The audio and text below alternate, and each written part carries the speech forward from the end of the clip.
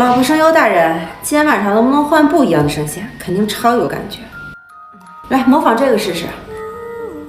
这个声音是姐姐，是方晴，她失踪7年了，怎么会在这里？新婚夜能不能别小心？平时不是挺懂事吗？今天怎么吃错药了啊？老公，这是谁的声音？你管那么多干什么？这个对我非常重要，求求你告诉我。说说原因。在声优的这条行业里，有一条铁的准则，那就是天赋为王。作为行业里的头部声优，我有了被很多人所羡慕的声音条件。可在声音的这方面，我的姐姐比我更加优秀。我怎么从来都没听说过你还有个姐姐？从小学的时候开始，每年的晚会，我姐都是最后一个上去献唱的。音乐老师曾经拍着胸脯对我爸妈说，我姐以后绝对会成为家喻户晓的大明星。19岁那年，我姐更是拿到全国最顶尖音乐学校录取通知书。就在所有人都以为我姐会像只天鹅一样越飞越高的时候，我姐却如一颗坠落进深海的雨点，消失得无影无踪。就这次的失踪，让我看到我那个白玉般无瑕的姐姐不为人知的一面，而且她的失踪原因就成了我们全家人的羞耻。来，给我仔细讲得清楚点。姐姐失踪以后呢，我的父母像疯了一样，全国各地去找她。就在好几年的寻找中，他们也累坏了身体，耗尽了全部的精气神，最后也相继重病去世了。此后，我把这件事深埋在心里，没有再和任何人讲。我可不信一个大活人能凭空消失。你把当年经过仔细和我说说，别遗漏任何一个小细节。我很清楚的记得，那是7年前的6月28日。妈妈，我被顶尖音乐学府免试录取了。闺女，真的假的？我得把这好消息告诉我姐夫去。看到姐姐这么厉害，我也骄傲的昂起了脑袋。其实那个时候我就感觉姐姐有些不太对劲了，只是被喜悦遮住了双眼。你要去送饭吗？对呀，都中午了，爸妈没吃上饭呢。默默，姐，你又让我给你带啥小零食呀？那你去吧，路上注意安全。好的，姐姐再见。见热坏了吧，孩子？不热，妈妈。哎，给拿去给自己和姐姐买点冰棍吃。姐姐怎么不在家呀？可能是找同学玩去了吧。怎么就你自己？你姐呢？我送完饭回来，姐姐就不在家，她可能去找同学玩去了。这大妞平时都不会在外面待到这么久的，最近周围又不太平，有好几个女娃都被拐走了，你们说会不会？呀，嘴净说些坏的，大妞不可能出事。走，咱们出去找找去，快点走。没见过，咱们这边这么偏僻，一天到晚这都没几个人路过。大妞这孩子我又熟，要从这边路过的话，我绝对记得住。南面这条路是往市中心去的，玩的地方比较多，和同学聚会什么的，他们都往这边去。而北面这边是火车站，那边人流多，鱼龙混杂，有好几个女孩就在这头被拐走。不行，快点报警！我们家大女儿丢了，我们要报警。来，你们过来看一下这北边的监控。怎么什么都没有？难道是五金店老板没看到大妮儿？也是，老头动不动打瞌睡，说不定在他睡觉的时候大妮儿走过去呢。虽然姐姐没找到，但是她从南边走，至少比从北边走安全。南面路口也有一个监控，你们要看吗？要看的。怎么姐姐也没有从这边出现过？哼，有点意思。来，继续说下去。看完了监控，家里沉默了好一会儿。这大妮儿会不会从后面走了？我们家后面是一座山，那边没有监控。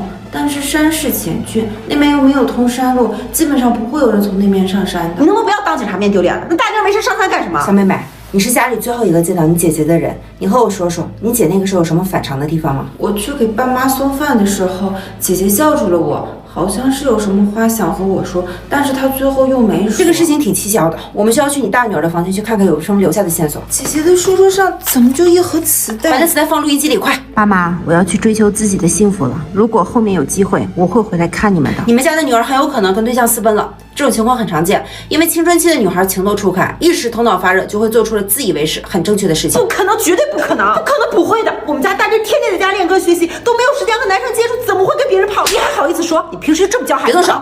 现在的孩子可不比从前啊，他们用的那个叫 QQ 的软件联系，大人根本就发现不了。你们如果能登录他 QQ 的话，应该就能知道他是和谁走。我有我姐的 QQ 号，家里没电脑，只能去网吧。你知道你姐 QQ 密码吗？不知道。是你姐的生日？不对。那再试试名字缩写或出生日期。还是不对。现在就剩2次输入机会了，这条路走不通。这个是我姐姐最喜欢音乐家的名字和生日，可以试一下。对了，这次打开了。这个置顶的分组的备注怎么叫主人？这个组里就有一个叫 S 的人。异地登录 QQ 的话，可以看到1周的聊天记录。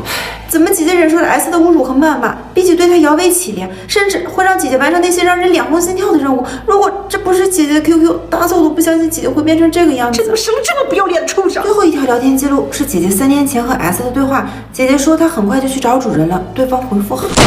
老子去找他去，我一定要把这畜生找回来。你去哪儿找？现在最重要的是搞清楚你女儿去找谁了，去哪儿了，怎么去的。没事，就电线松了。这个 S 把账号给注销了，可以通过你姐带走了什么东西来大致判断一下她的去向。这衣柜里面发现了一个黑色布袋，那你快点打开看，那什么呀？皮鞭、项圈、蜡烛，这是作孽呀！你只拿走了身份证和2套衣裤，姐姐只带走了2件短袖，那是她上台2次参赛获得1等奖时候穿的。除了这些之外，什么都没带走。带着身份证，那她很有可能需要购买长途车票。你们这里有别的路可以去火车站吗？我也不知道姐姐是怎么出去的，因为从我们家出门就必须要经过那2条路。后面是山，周围都是围墙，他总不可能是飞走的。我会调取附近和火车站的监控，如果有消息，我会再联系你们。摄像头没拍到打影，那说明他肯定还在家里。他们放完家里以后，就踉踉跄跄地跑出了门。我知道他们想去找到姐姐，想从她嘴里听到这一切都不是真的。后面的几天，张警官排查了附近所有的监控，都没有发现我姐姐的身影。注意后面的那座山，也没有发现有人上去过的痕迹。我爸妈没日没夜地拿着我姐的照片，到处询问有没有人看到过我姐。关于我姐寻人启事，几乎把我们那座小县城的角落都贴满了。她没有去火车站买过票，没有人见过她，甚至她再也没有登录过自己的 QQ。短短1天内，她居然切断了所有和我们的联系。而她消失的原因慢慢的开始传播起来，所有人都知道我们家那个前途无量的大女儿暗地里居然做那种事儿，甚至还不知羞耻的和别人跑了。看着周围人隐晦的目光，我爸妈几乎快疯了，他们开始更加疯狂的寻找我姐。那一年我刚满18岁，我白天要骑着3轮车去把家里剩下的货摆摊卖掉赚钱，晚上还要陪着我爸妈去找我姐，精神和肉体上的双重折磨让我永远无法忘记那个暑假。后来我上了大学，父母也开始没了心气儿再去寻找我姐姐了。在我毕业的那一年，他们也都因病去世。临死前，他们死死地握着我的手，说出了同一句话：以后你要是如果能见到你姐，一定要把她给我带到我的坟前来。他们死不瞑目，这件事情一直被我埋藏在心底，没有和任何人说过。同时，我也没有放弃寻找我姐，因为害怕遗忘，所以每过一段时间，我都会重复地播放一遍我姐留下的录音带。如今我再次听到的声音，你说我如何能让我自己情绪不失控？老公，我求求你了，你能不能告诉我这段音频你是从哪录下来的？这段录音是我5年前在泰国那边一个私人聚会上听到的。那时候觉得好听，就随手录了下来。当时走的匆忙，没有看清歌手长什么样子，哪有这么巧合的事情？会不会是你听错了？绝对不会错的，我自己也是声优，对声音是非常的敏感，是不可能听错我听了7年的声音。那是个私人聚会，我怎么知道那谁带过来的吧？而且都已经过去5年了，也查不到了，也许是你听错了。我觉得这个话题到此结束。新婚夜，你不要给我整些不愉快的事情，可以吗？去，给我倒杯水去。鹏鹏，你疯了吗？快把刀放下，不然我就和你离婚。无所谓，我只要我姐姐的消息。我都说了，我真的不知道你姐消息，那段录音就是个巧合而已。你肯定知道些什么，不然你不会骗我的。如果你不告诉我真相，我会让你生不如死。那段音频是去年录的，我听完你讲的故事，不想给自己惹麻烦，就在时间上撒了个谎，其他说的都是真的。我确实在泰国的私人会所上听到的歌声。老公，不要再继续骗我了。其实我姐就在咱们家里，对吧？梦梦，你在说什么呢？你姐都失踪7年了，怎么可能在这里？你说是私人聚会，可那段录音里面除了歌声，安静的太过分了，没有聚会时的低声交谈，没有酒杯的碰撞，甚至连配乐都没有。所以这段声音是在一个安静的房间里面录下来的。梦梦，其实老公，我可是声优啊，声优不但要嗓子和耳朵也得非常灵敏才行。刚才在那段音频里面，除了歌声，我还听到了别的声音，这个声音咱们应该都非常熟悉才对。老公，咱们住的这栋别墅是靠近郊区，附近有条铁路，你应该还记得吧？可能你没有注意到，这条铁路每天都会经过6趟运货的火车，每次经过这里，他们到鸣笛1分钟。而我在你那个音频里面听到了火车的鸣笛声。语言可以骗人，可身体的本能反应是无法说谎的。我刚才在说关于我姐事儿的时候，你下意识地往书房瞟了2眼。老公，咱们书房里面到底藏着什么？